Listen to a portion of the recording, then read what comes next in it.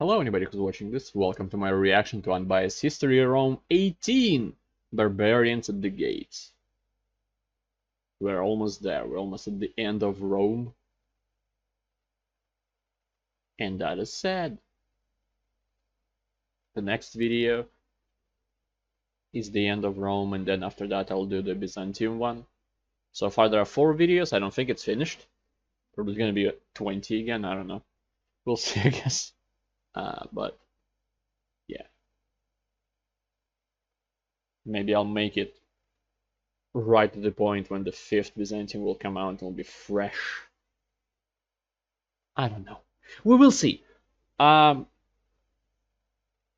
you want to say anything else? I don't think so.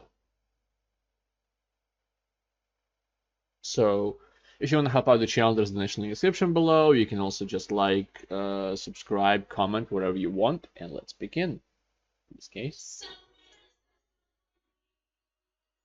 Where that I can be sound free. for you. Oh shit, it's loud. I am here, can't you see? I wonder. Yeah. Copyrighted. Just made of debris, Is it worth it? suffocating hallways.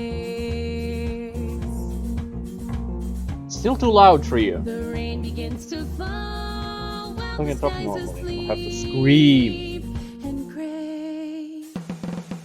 I pick a flower to compliment my Yeah, I guess he's getting Is money there from a this. He doesn't really care about color that ads. gives me luck to stay alive? So he doesn't Hope care was about the copyright. stolen from me. Fair enough. Still I want to believe.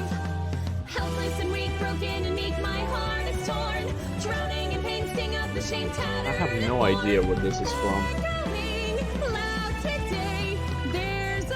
This is an anime opening with English text, or is it a cover of an opening? English cover, or is it not anime at all? Somewhere that's special for me, somewhere that I can be free. I am here, can't you see? Red eye and like dyed hair or something? Looking These blue. were times of tragedy. The No. empire was falling apart, the barbarians invading, and the civilians terrorized. Condemned to evil in his blood, the I don't like the unlikeliest of editing, heroes the was sound born to editing in die these in videos. era. For these were times of tragic heroes, the times of Flavius Stilicho. Cursed with a Vandal father, Stilicho was blessed Oh, with hatred that's for his why they Germanic died. half, and sided entirely with his Roman half. mother's Roman half, who ended up raising him. Getting himself thoroughly Romanized and suppressing his evil nature, Stilicho thus This chose good. to join the legion Sure. and serve the empire he grew to love. Meanwhile, the East had just lost both its emperor and legions to a gigantic Gothic horde, and the only ones in their way were Valentinian's heirs, that is, Gratian, his sister, and baby brother. With no reinforcements available and being No no chads commander in himself, sight. Gratian sought help as quickly as possible. Cue Theodosius, having been living in Hispania ever since his father's death, where he married and eventually Creepy had monster. 2 kids, Honorius Oh no, and both Arcadius. virgins. And lazy, cowardly idiot doesn't even begin to... We'll get there. Thing is, he was back in Moesia by the time of the catastrophe, so as the nearest general around, Gratian gave full control over the east, plus some of Illyria, to Theodosius, naming him as the Eastern Augustus. But however numerous and savage the Gothic hordes were, they were unable to breach the city walls built during Diocletian's reign using force alone. Great, thank Thus given God. time to prepare, yet lacking Roman soldiers, Theodosius went full-on pro-barbarian. Be it with citizens or mercenaries, he fully incorporated them into the army. Yeah, I'm not kidding. And after haphazardly gathering a ragtag of plebs, retired veterans, and yeah, Goths, he attacked the Goths, and the Goths he hired betrayed him. Who saw that coming? I did. You did too. okay. And true to the ancient Roman tradition of never giving up no matter how bad I feel like he didn't have another option. Like neither he attacks with an army that's way too small to repel the Gothic armies, or gets them in hopes with a small chance that they will remain loyal, and that didn't happen. So things got, Theodosius gave up fighting, and began to grovel at the Goths' feet, begging them to stop ransacking the countryside, even granting asylum to another Gothic horde, and burying their king with full honors. To a Goth, really. Hearing of how low the Roman Emperor was willing to go, the Goths then laid their demands on Theodosius, who bent over backwards to fulfill them all. Completely caving in, the Goths were allowed to settle inside the empire, under their own leaders, though not Fritigern, fully armed and exempt from ever being Romanized and thus civilized, a complete betrayal of Rome's oldest tradition. While in the West, Gratian grew more and more hated by his own men for rather idiotic reasons, really. Plebs, half Germans, what are you gonna What do? the Praetorians when you wasn't need them? Mirabaudus, no. Instead it was a dude that named himself Magnus Maximus, the best, the greatest, who wasn't either. And by the way, he was a friend of Theodosius. And once he heard that his friend was now Eastern Augustus, the best pulled all legions he could from Britannia. Should I tell my friend about that guy?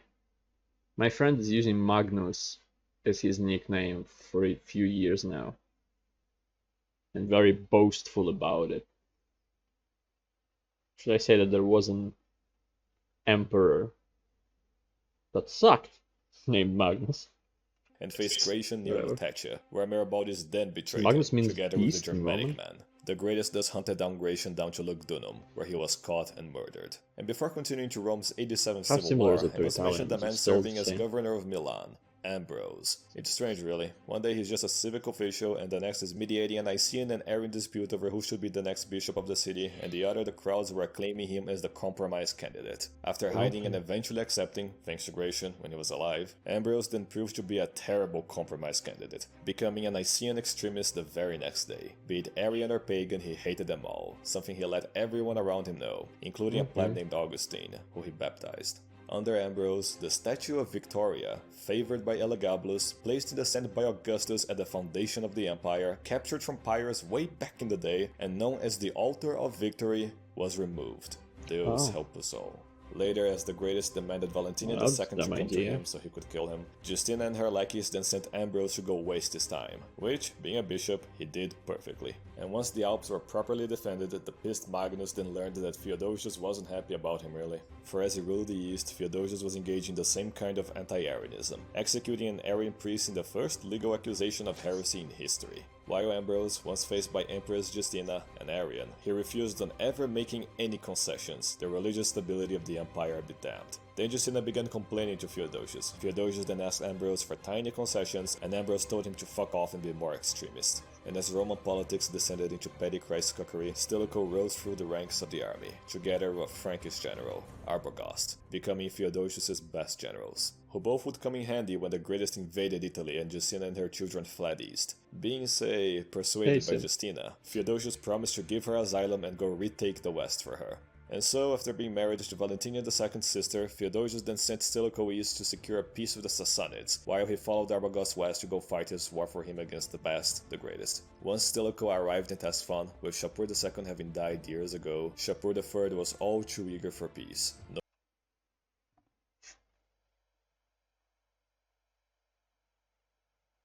Sounds like my balcony's falling apart. I wonder what happened. Knowing well what was to come. Guarding the entrance to Italy, Arbogast and Theodosius then defeated the army guarding it, and then cornered him against the Alps, eventually making the garrison betray him, leading to his execution. So much for his name, only one man was true to it. But it would be all for naught, because after recalling Justina and Valentinian to Mediolanum, Theodosius named Arbogast as their Magister Militum, aka military dictator, and continued endlessly shilling for barbarians. So pro-barbarian he was that when some Gothic federati were slaughtered by a pleb mob in Thessalonica, Theodosius took the side of the barbarians and I kid you not, sent a Gothic horde to slaughter thousands of Roman civilians in the city, the Roman Emperor Orgenes. And seeing the opportunity to subdue said emperor, Ambrose guilt-tripped Theodosius like mad. In no time at all he had him begging for forgiveness, and it was only after he promised to start an anti-pagan crusade that he finally conceded. And so, in what became known as the Theodosian Decrees, Theodosius destroyed the last remnants of the faith that led Rome to greatness. Temples to Jupiter and Venus were destroyed, holidays were turned into workdays, and sacrifices and Vestal virgins banned. The old Roman faith was dead.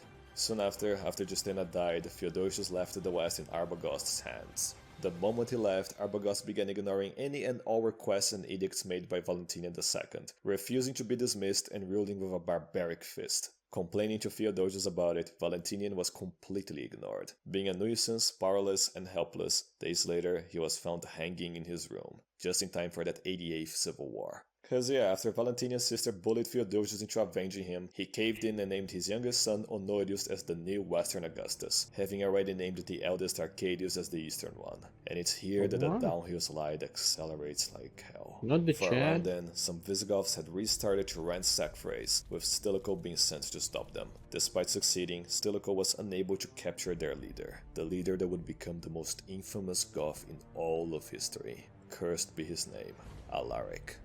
As Okay. Theodosius went to recruit barbarians into his army, because of course, he approached Alaric with an offer, who accepted his chance to kill Romans by the thousands. For thereafter, Arbogast named his own pet Augustus, Eugenius, What the hell? revolting against Theodosius and pretended to tolerate paganism to rally support, despite that they were Nicaeans, but well. Theodosius thus gathered 60,000 men in total, led by his two best generals, Stilicho of course, and an Illyrian general, named after Constantius, with Alaric acting as his own separate entity. And thus the Battle of the Frigidus River started with the traders and barbarians slaughtering each other, followed by an offer of treason by one of Arbogast's divisions, and ending with a final clash where an alpine storm surged into the battlefield and threw the traders' arrows and spears right back at them. Arbogast then fled and killed himself, with Eugenius being captured and denied mercy. As part of their pro-pagan LARP, the altar of victory had been restored, but Theodosius quickly dealt with it, for the last time.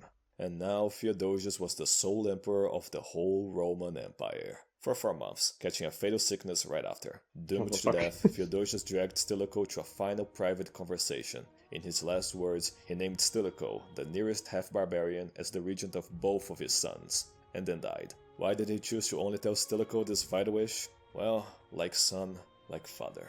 Stilicho was then recognized as Honorius' regent, but Arcadius had already fallen to the claws of a general named Rufinus, who hated Stilicho and denied his claims of regency. With his sudden death, the shit heirs he left behind, and the condition the empire was in, its division between East and West, this time, would be permanent. Never again would Rome be fully reunited.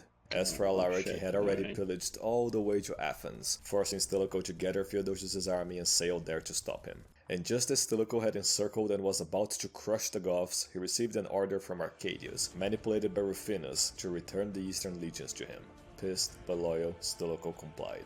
And once the legions got there, led by a Goth named Gaius, some Goths in his command went and murdered Rufinus outright to satiate their bloodlust. To no benefit though, as he was then replaced by Eutropius. And just look at this guy's bust, by Deus, it really is the end times. Through sheer ingratitude, he was the one to order Stilicho back to the west, and just to spite him, he named Alaric, the ransacking Gothic king, as Eastern Rome's Magister Militum, with all of its benefits. As he returned west, not only did he find that Ambrose had died, but that Eutropius had swayed the governor of Africa into his side, making him cut the grain shipments to Rome. Refusing to let the citizens starve, Stilicho allied with the governor's disgruntled brother against him, sending him with his army and killing him. And just as he had made a new competent ally while celebrating, he fell down some stairs, unironically, and died. And as Eutropius let Alaric terrorize the civilians unchallenged, he heard reports of a strange new horde encroaching on the Danube. And so he led some legions that's off what to I wanted to say. I'm sorry.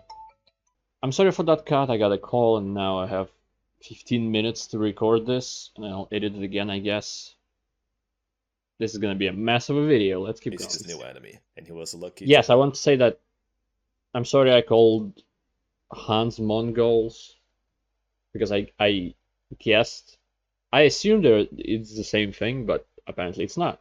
My mistake. Returned with his life. After this incident, some Gothic federati in Anatolia began to threaten Constantinople, and when Eutropius sent Gaius to go deal with them, he joined them, and together conspired against him. Who saw them?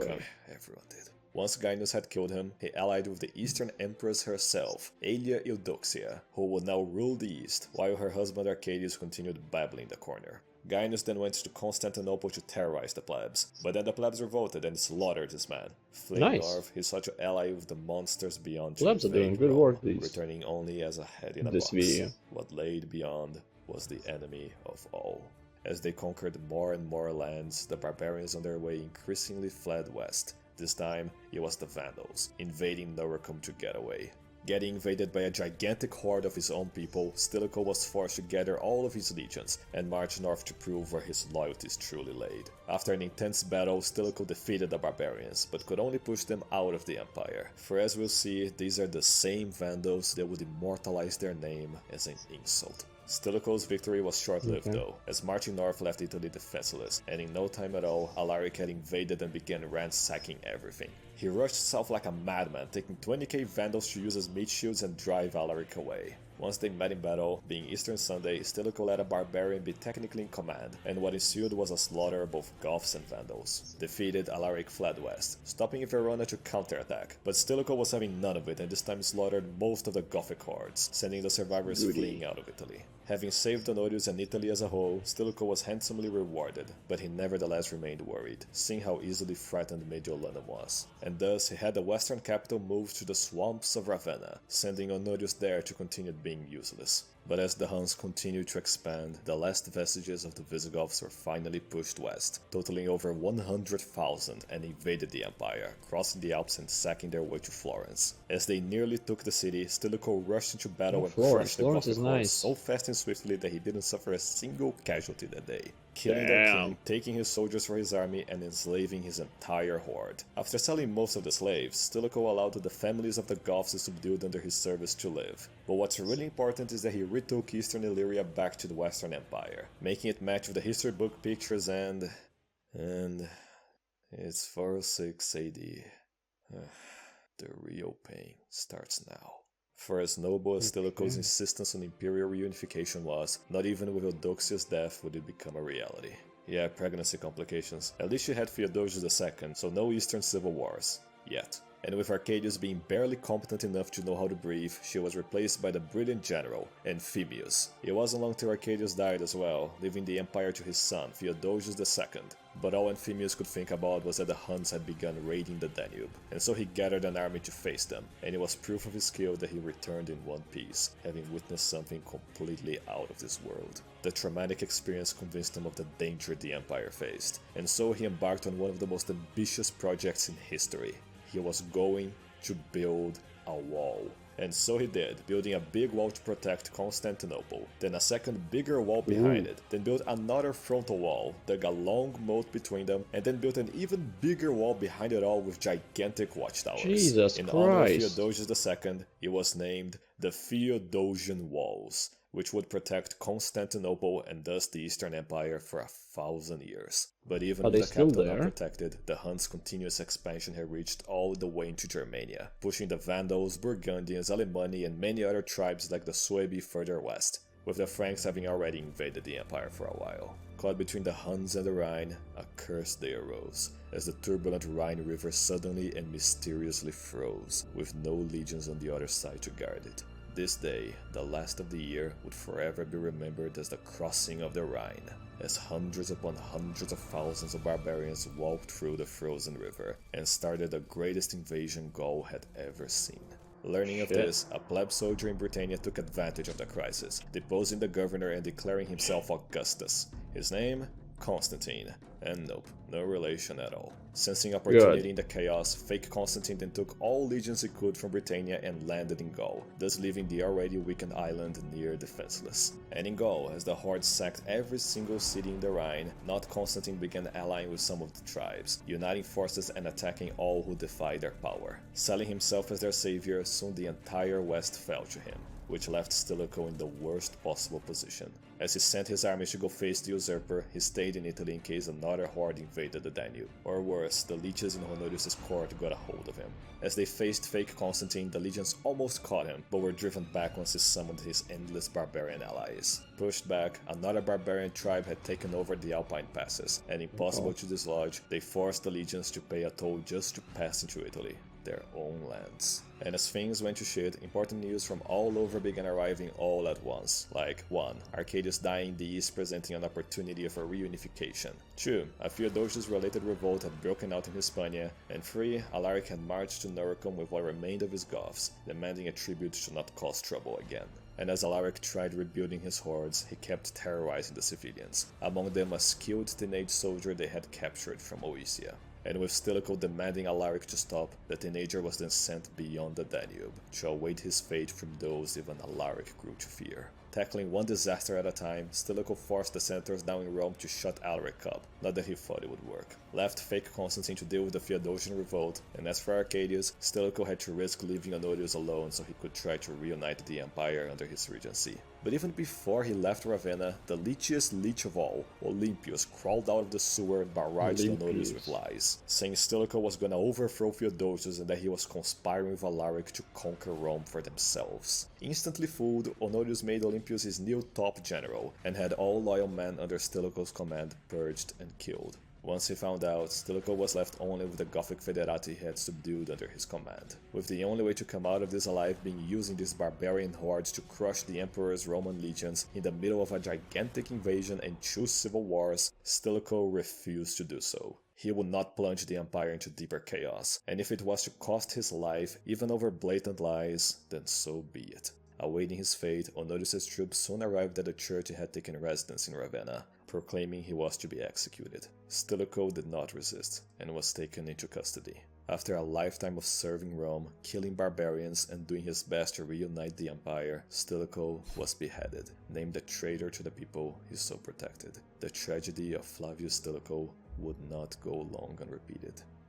After having killing his own best general, concerning news arrived from the west. Basically, fake Constantine had crushed the Theodosian revolt, triggering an even bigger one in its place, and up north Britannia was getting utterly raped by Saxon pirates, begging for help. And instead of protecting his empire, Honorius just recognized the usurper as a legitimate co-Augustus over the west, and proclaimed Britannia was to be abandoned to its fate, never to return to Roman rule. Right after, he was then convinced by Olympius to deal with the Goths once and for all. But no, not as in killing the barbarians that kept sacking the empire. No, that was too hard. But instead their women and children. That, you see, was much easier. And after slaughtering all those women and children, Honorius declared victory, and returned to being a useless NEET. Obviously, without Stilicho to subdue them, nor the means to perpetuate their evil, the Gothic Federati all fled to join Alaric, who now had no one left to stop him.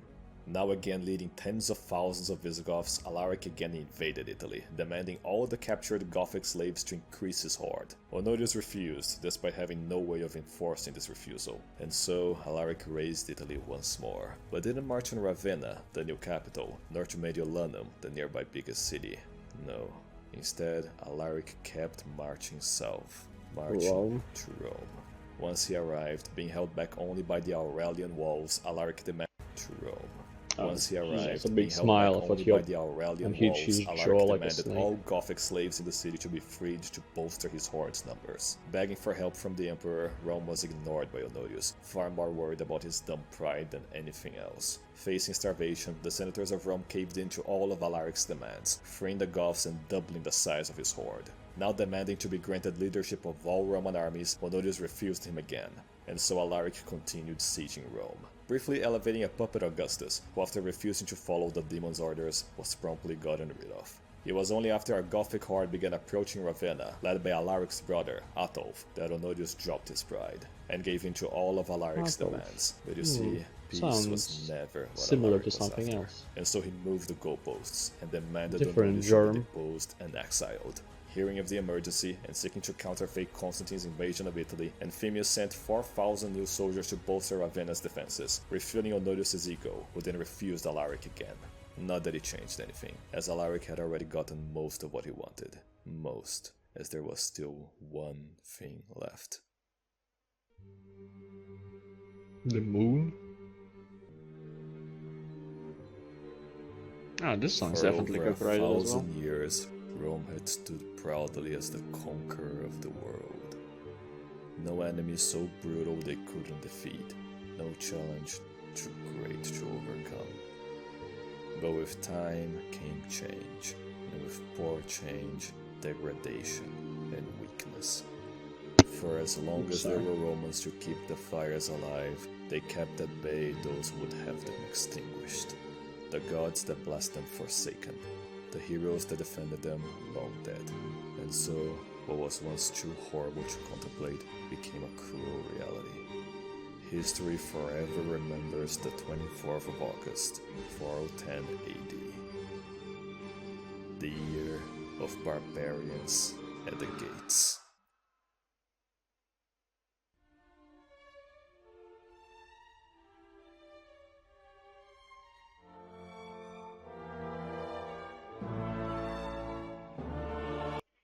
Alright.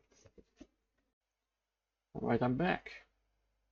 It's been a bit over half an hour since I paused this video. And if you wonder what happened, I'm not gonna talk through the video now. I'll watch it and I'll talk in the end why. I'll say my stories and stuff. Let's go.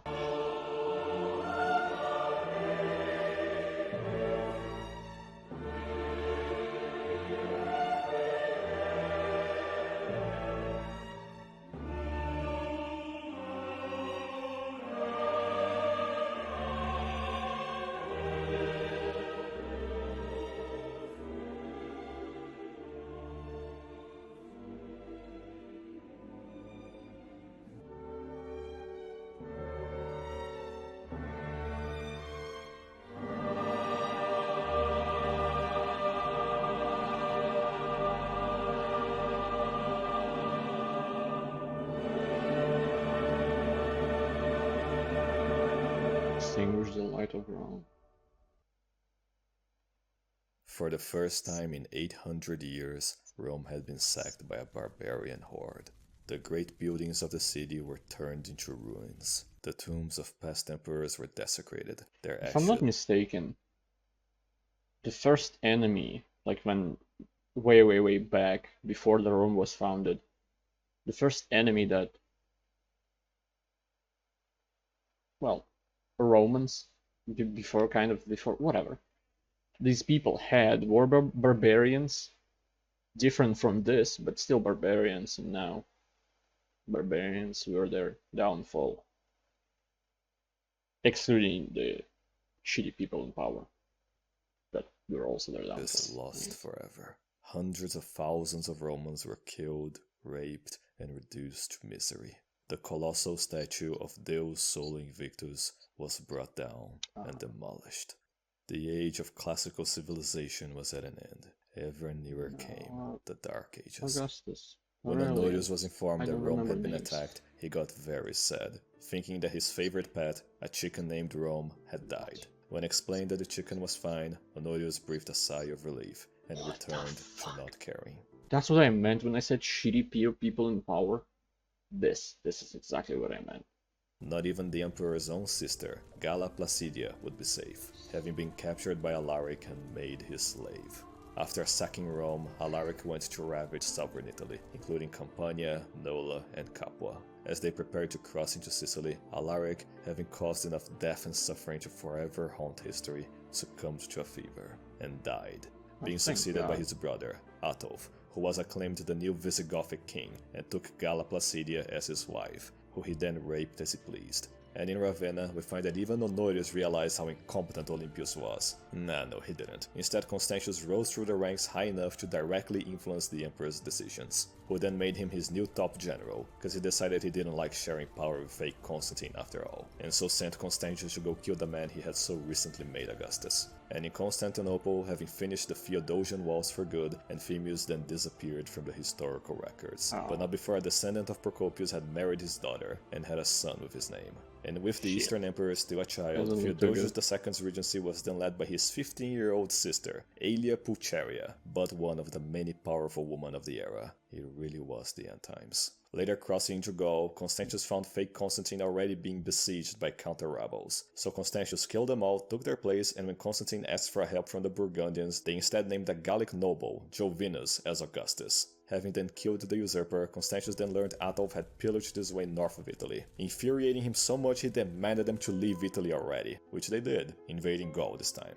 Suppressing his desire to avenge the sack of Rome, Constantius promised to let them go if they fought off the Burgundians and Jovinus up north. As for Galla Placidia, she gave birth to a Goth rape baby, who soon after died, thank Deus. And after the deal had been fulfilled, Constantius then blocked the Visigoths into starvation, and so Atulf went and invaded Hispania, getting killed on the way there by starving Goths. Making their life a living hell, the Visigoths agreed that, in exchange for food, they would free Galla Placidia and attack the invading Vandals, who had been flooding in ever since fake Constantine took power. As the barbarians killed each other and the Vandals were somewhat contained, Constantius then allowed the Visigoths to temporarily settle in Aquitania, and returned west to deliver the freed Galla. And so the creepy Honorius, finding his sister very hot, gave her as a prize to Constantius, marrying her to him and naming him his co-Augustus. And well, now Emperor and Empress, they would have 2 children, Honoria and Valentinian III. Both proof that daughters and sons don't always take after their mothers and fathers. Yeah. And being bestowed a crumbling empire, Constantius III picked up where Stilicho left off, seeking to reunite the empire, drive out the barbarians from the empire, and restore Rome to its former glory. Then he caught a fever and died.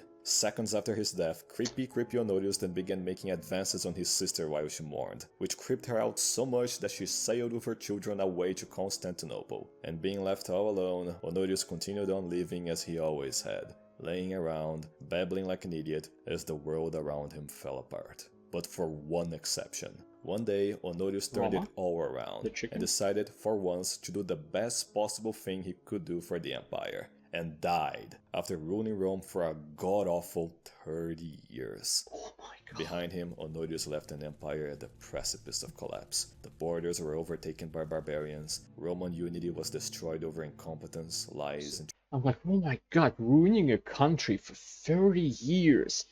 And I just remembered that the current president is soon reaching that number. Current president of Russia, I mean, not Italy. treason. Entire provinces were lost with pure disregard, and the eternal city, the founding light of civilization, was all but extinguished. Once more, Rome stood at its weakest, and now about to face an enemy far worse than any previous one. An enemy that conquered all Germanic lands the Romans so struggled against for centuries. A new dark age was inevitable. This world was doomed to return to uncivilized barbarity. But where the light of civilization once shined bright, its embers still flared. True Romans still lived, those who would fight for its values no matter what they had to sacrifice. Having survived and returned from imprisonment by the Huns, a hero would ensure the embers were preserved. Yeah, the one that Jones gave into imprisonment. For these were times of tragic heroes, the times of Flavius Aetius. Behind Aetius, the last remnants of Rome's soldiers would unite, among them the last living descendants of Rome's old patricians. Of his followers and future soldiers, one patrician kid would share his values and ambitions more than any other, those to preserve civilization and save Rome from its countless enemies. Through courage and determination, Majorian would follow his dreams to the very end. As from beyond the empire, building up on the Rhine and Danube rivers, the Huns had completely conquered all enemies they met, with the weakened empire as their next target. Their endless hordes eager for blood, they all united under one leader, as one army with one purpose. And from the void, a declaration was made. These are the death throes of Rome. The light of civilization dims and scatters. And if such precious time is left to hide your woman, for your children to cry, even at the moment of your final defeat, you will take no comfort in oblivion, for I am coming for you. I ride with 1,000,000 warriors, I bring the end of days, I am the scourge of God, and I will watch your world burn. Powerful message.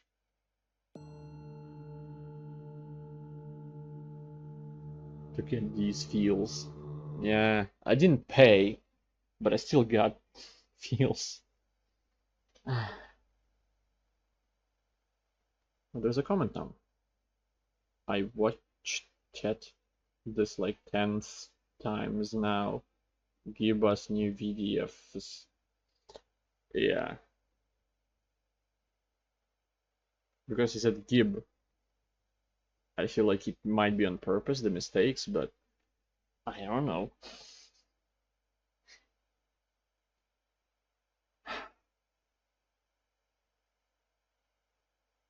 Alright.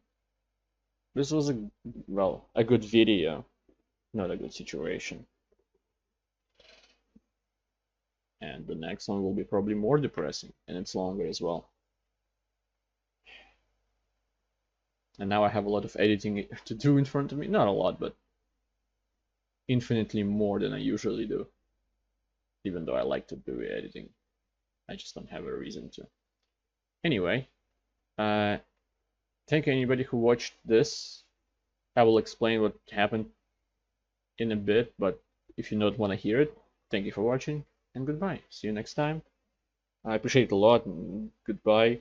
Have a great life, because one of us has to. And now I will explain that I got a call from a gas company that a yearly check should be coming in. They asked me when I was free. As I said, I'm free all the time. It's like right now. We'll be in 15 minutes, and they were faster than that. That's what the second cut happened. The dude came and checked my gas, and it was siphoning. I don't know if the Russian word we use is pretty much siphoning, but I'm not sure if meaning is the same. But my gas stove was connected to the pipe with the hose, and the hose was leaking at first apparently there while he was fixing the hose connects to the pipe.